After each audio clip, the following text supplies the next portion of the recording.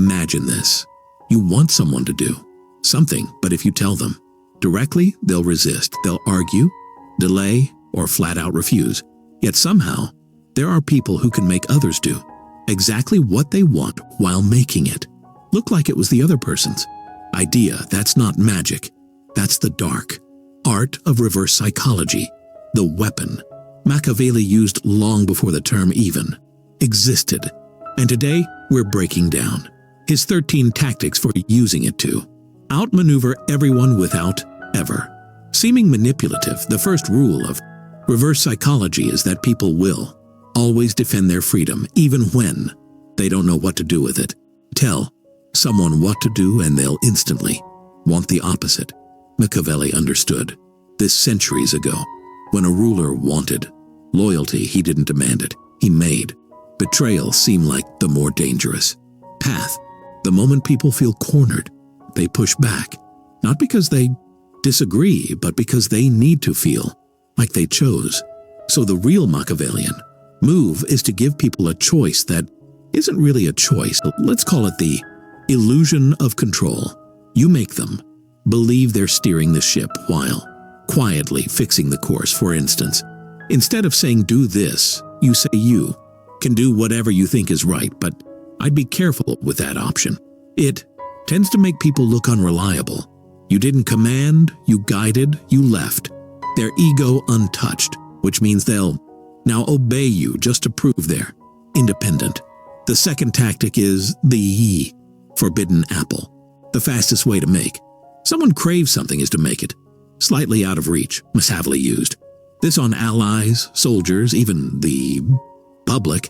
He'd make an idea seem too controversial, too risky, too dangerous to attempt. Suddenly, people would start defending it, championing it, fighting for it. Why? Because they thought they were rebelling. They thought they were defying authority. In truth, they were following his plan all along. The third is the weak suggestion. Never push too hard. Say something as if you don't care, whether they listen or not. People are wired to resist dominance, but they're drawn to subtle confidence. For example, say you're leading a team. Instead of insisting on your idea, say, maybe this isn't the best approach, but it might. It just solve the problem. That sentence lowers defenses. It makes people curious. And when curiosity replaces resistance, they'll soon be the ones convincing you to do what you wanted all along. Fourth, the echo technique. People believe their own thoughts more than yours.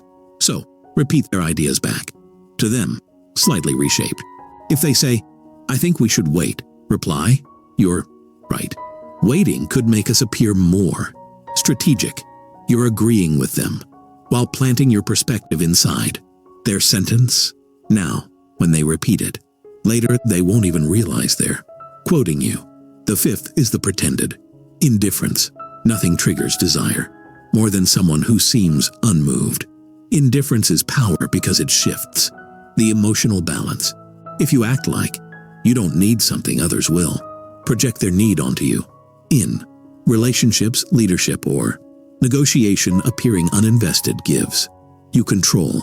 People chase what doesn't chase back. Machiavelli would make others believe they were winning his favor, while he silently dictated the pace. The sixth is the reverse threat. Instead of saying, if you do this, I'll be angry, say, do what you must, I'll adapt. This flips the psychological pressure. The other person now has to consider your calmness. Why aren't you reacting? Why aren't you fighting? Their mind scrambles to make sense of your lack of resistance, and often they'll end up complying just to regain a sense of control. Then comes the mirror trap. You reflect someone's emotions, not their words. When they're defensive, you get quiet. When they're calm, you're open. Machiavelli noted that mirroring emotion confuses people's instincts. They start trusting you faster, even if they shouldn't. Once trust is established, you can lead them anywhere because they believe you're on their side. The seventh tactic is the self-image hook. Everyone has a version of themselves they want to protect. You don't tell people what to do. You appeal to who they think they are. Don't say you're wrong. Say you're usually sharp about these things, so I'm surprised you missed that. Their ego will drive them to fix the mistake, not because you told them to, but because they need to maintain that image. You control them by controlling their reflection. Eighth, the seed of doubt. Sometimes you don't need to convince people of anything. You just plant one quiet question that makes them argue with themselves. Are you sure that's how it happened? Interrupting. I heard it differently. You're not challenging their belief directly. You're turning their certainty into hesitation. Once someone starts defending their decision to themselves, you've already won. The ninth is the strategic surrender. Occasionally, pretending to lose gives you the leverage to win. Machiavelli would retreat just enough to make his opponents overconfident. When someone feels like they've beaten you, they lower their guard, and that's when influence slips in unnoticed. If you ever meet someone impossible to persuade, agree with them just once and watch how fast they start softening to your ideas. The 10th, the contrast principle. To make one thing seem appealing, you pit it against something worse. You don't sell the plan. You show them the disaster of the alternative. Politicians do this constantly, but it's just refined manipulation. Machiavelli used contrast like a weapon. He'd make peace seem irresistible by painting war as madness, or loyalty seem honorable by making betrayal appear suicidal. The 11th is the silence game. Most people can't handle silence. They fill it with explanations, confessions, or justifications, all of which give you power. Silence is how you let their own words become the trap. Machiavelli understood that speaking less creates fear, curiosity, and projection. People imagine what you're thinking, and in that imagination, they hand you control of their mind. The 12th, the reversal of need.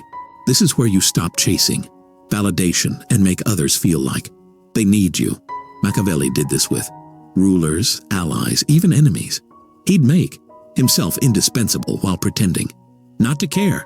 If someone tried to control him, he'd give them the illusion of power, but make their success secretly dependent on his input. That's how you trap people in invisible loyalty. They think they're using you, but they're addicted to your presence. And finally, the art of suggestive defiance. The most seductive form of persuasion is resistance.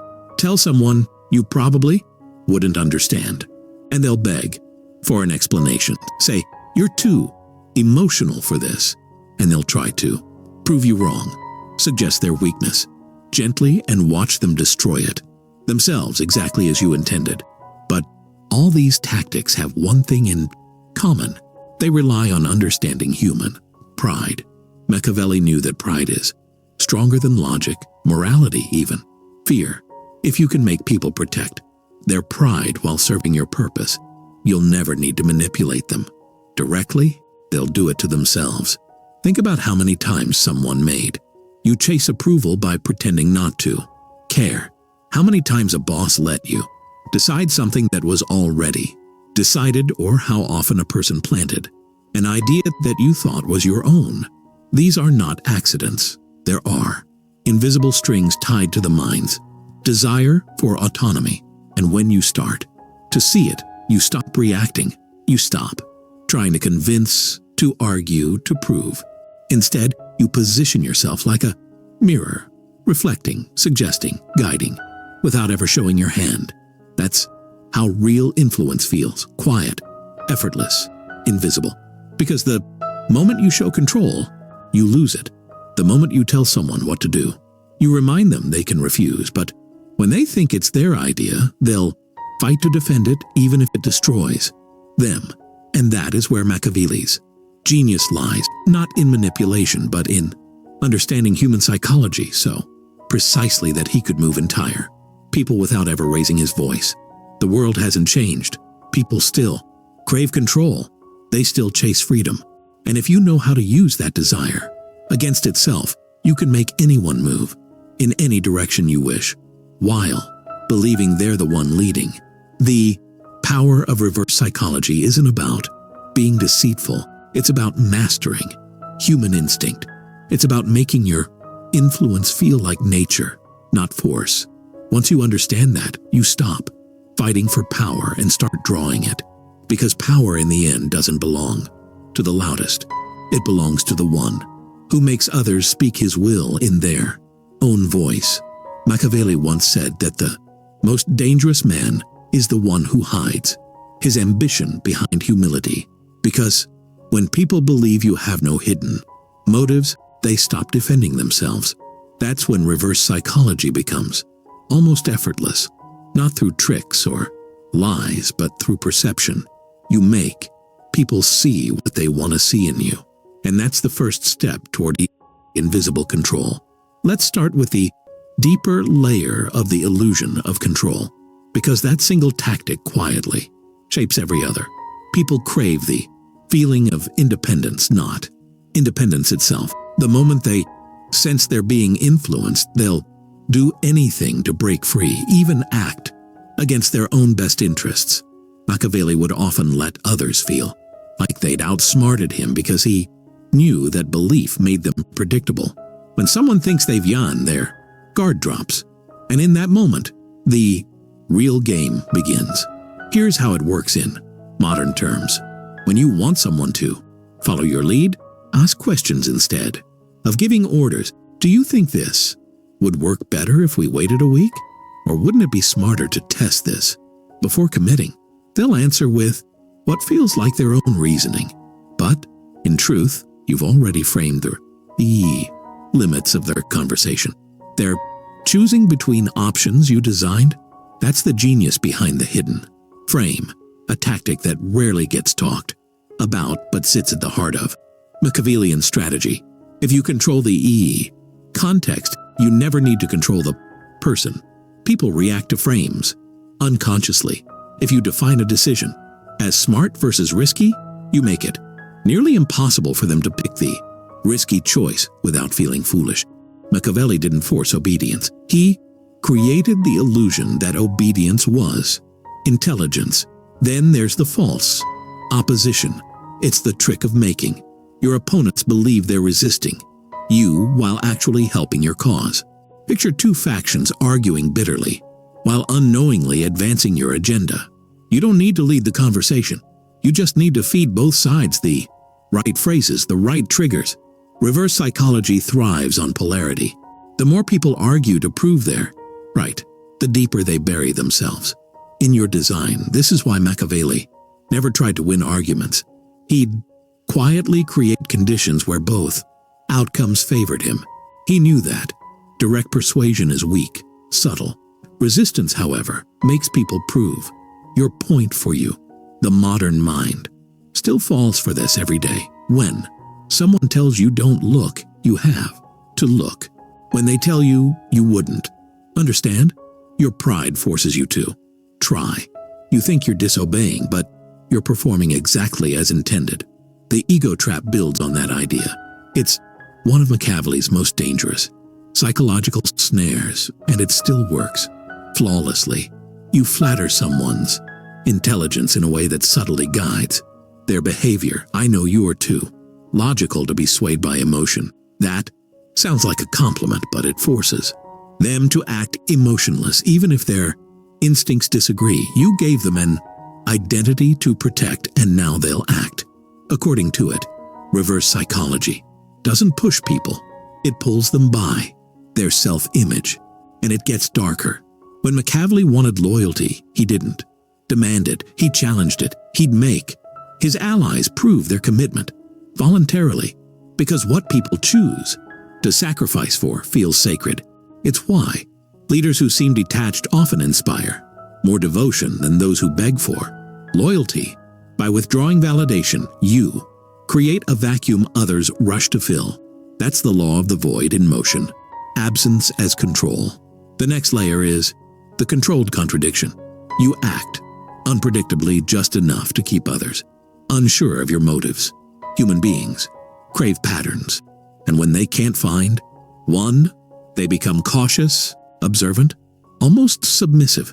A Machiavellian mind uses contradiction to stay unreadable. One moment supportive, the next indifferent. It's not chaos, it's strategy. When people can't predict you, they try to please you, but reverse. Psychology also depends on restraint. Too much cleverness exposes itself. Too much detachment looks manipulative. The balance comes from authenticity that's deliberately rationed. Machiavelli would give just enough truth to make his deception believable. That's the half-life effect, where sincerity and strategy merge so seamlessly that no one can tell which is which. You don't fake emotion. You control its visibility. One of the most effective but least recognized tactics is the power of reverse desire. Instead of pursuing what you want, you make it seem undesirable or even a burden. For example, if you want someone's attention, act like their attention complicates your life. People chase what seems scarce, but they also chase what seems to reject them. Machiavelli understood that attraction, loyalty, even admiration increase when they meet resistance. He once wrote that people value liberty most when they're about to lose it. The same applies to people's interest in you. Another dimension of this is the surrendered will. When you agree with someone to an extreme degree, they become suspicious of their own argument. You're absolutely right. No question about it. That kind of over-agreement disarms logic. It forces people to revisit their stance, wondering if they're missing something. You didn't oppose them. You amplified them until they collapsed under their own conviction. This is the subtle cruelty of psychological judo, using their momentum against them. Let's talk about the slow withdrawal. It's not just about absence. It's about timing. You give someone consistent validation, approval, or attention, then you withdraw it unpredictably. The result is obsession. Their mind loops, replaying every interaction, trying to understand what changed. That confusion becomes dependency. Reverse psychology at its peak doesn't make people do things for you. It makes them unable to stop thinking about you. But here's the paradox. To master these tactics, you can't be enslaved by them. Machiavelli warned that once you start using manipulation purely for ego, it consumes you. The art isn't in tricking others, it's in predicting them. Understanding that most people's actions are reactions to insecurity, to pride, to the illusion of choice. Reverse psychology isn't about control. It's about creating an environment where control is unnecessary, because everyone already moves in your direction naturally. So how do you apply this without becoming deceitful? By shifting your focus from force to influence. Don't tell people what to do. Create environments where the desirable choice becomes self-evident. Don't argue, frame. Don't chase, withdraw.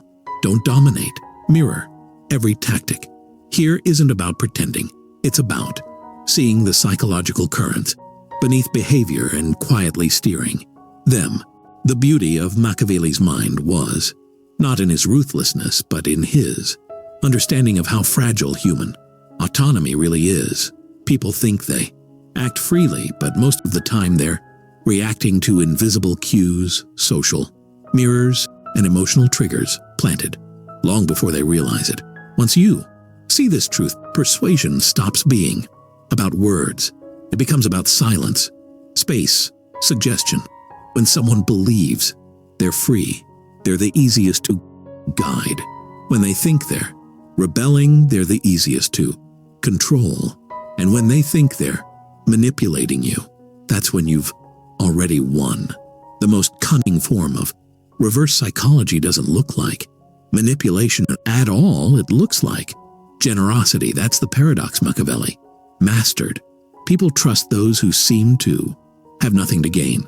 The moment you appear detached from outcome, your influence doubles because you've removed suspicion. Humans instinctively resist when they sense control, but they lean in when they sense calm confidence. It's why a ruler who says you are free to decide commands more obedience than one who says you must obey. The next Machiavellian weapon is the gift of autonomy. You deliberately give others a taste of control because once they feel ownership, they'll protect your interests as if they were their own. Let's say you want a colleague to carry out your plan. Instead of ordering them, you let them modify a small piece of it. Change a line, add an idea.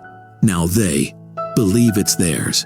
Machiavelli's brilliance wasn't in dominating others, but in turning them into allies through their own vanity. People don't defend you. They defend what they think they created. Then comes the reverse flaw. When you admit a weakness that doesn't cost you power, people lower their guard. I'm not great with details, so I'll rely on your precision here. That single line gives the illusion of humility, but it's a setup.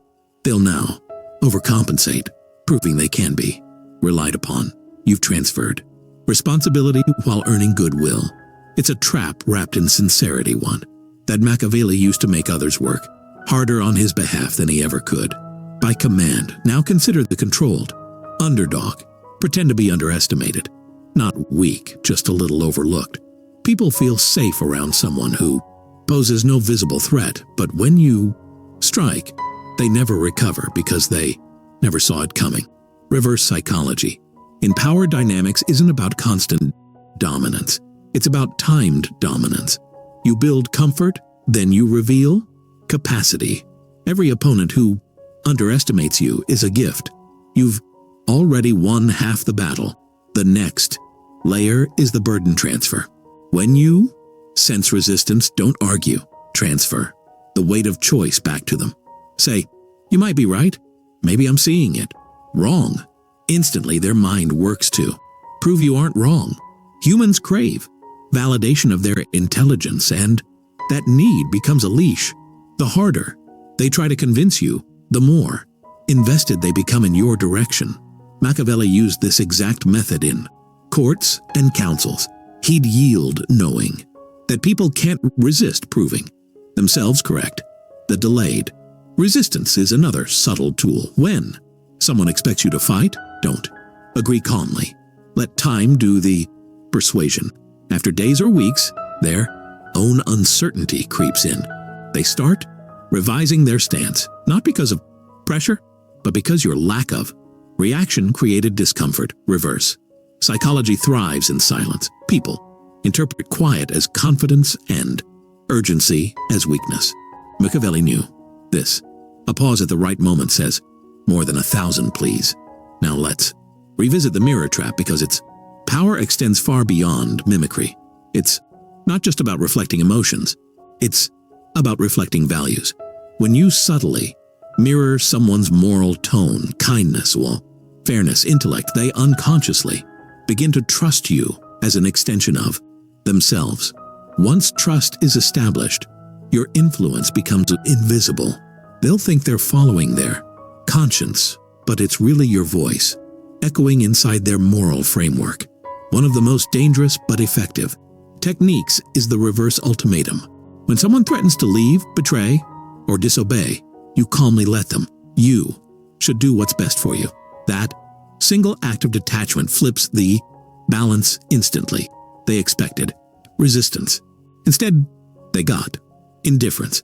Suddenly, they are the ones seeking reassurance. The power of reverse psychology lies not in stopping others. It lies in making them stop themselves.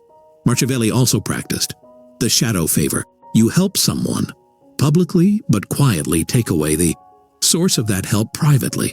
They'll still praise you because they remember the gesture, not the aftermath. The mind clings to moments of validation, even when reality has shifted by the time they realize they're dependent. Gratitude has already turned into loyalty, the modern equivalent, giving someone opportunities that secretly keep them tethered to your approval. Next is the concealed reversal. When someone expects aggression, you offer generosity.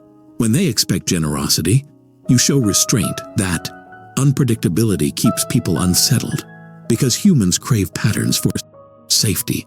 Break those patterns deliberately, and they'll subconsciously chase your approval just to restore predictability. Machiavelli would do this. To keep his court loyal, they couldn't tell if he'd reward or reprimand them, so they stayed cautious, compliant, always trying to read his silence. Then comes the sacrificial gesture. Sometimes you must lose a small battle publicly to win absolute trust privately. Give up credit, let others shine, make them believe you're not competing.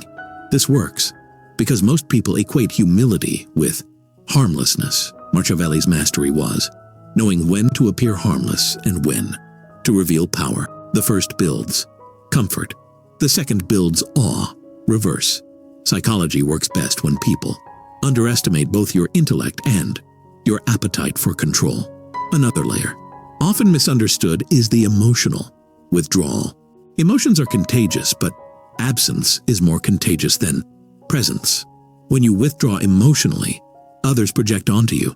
They start imagining what you're thinking, what you're feeling, what they did wrong. Their imagination becomes your weapon. The less you reveal, the more they construct stories that serve your image. This is why stillness and silence are tools of power. They turn uncertainty into obsession. Now combine all of this into one truth. Reverse psychology isn't just manipulation. It's psychological. Aikido. You use the other person's force, ego, and instincts against themselves. You don't resist, you redirect. Machiavelli's true mastery wasn't that he tricked people. It's that he understood they were already tricking themselves. He just nudged them toward the illusion they preferred. But here's the final twist, the one most people never understand. The highest form of reverse psychology is when you stop needing it. Because once you fully understand how pride, ego, and control operate in others, you stop reacting to them altogether. You no longer need to persuade, impress, or prove. Your calm itself becomes magnetic. Your silence becomes persuasive. People start seeking your approval, your input, your energy, not because you asked, but because you made it scarce. That is the quiet crown Machiavelli always wrote about, the kind of power that doesn't announce itself, doesn't defend itself, and doesn't chase anyone. The kind that bends reality around it without ever raising its voice. The kind that moves through rooms, unseen, yet leaves everyone there moving in its direction. And the moment you master that, when your absence controls more than your presence ever could, you've reached the level Machiavelli reserved for kings. The level where control becomes unnecessary because the world already follows your design without knowing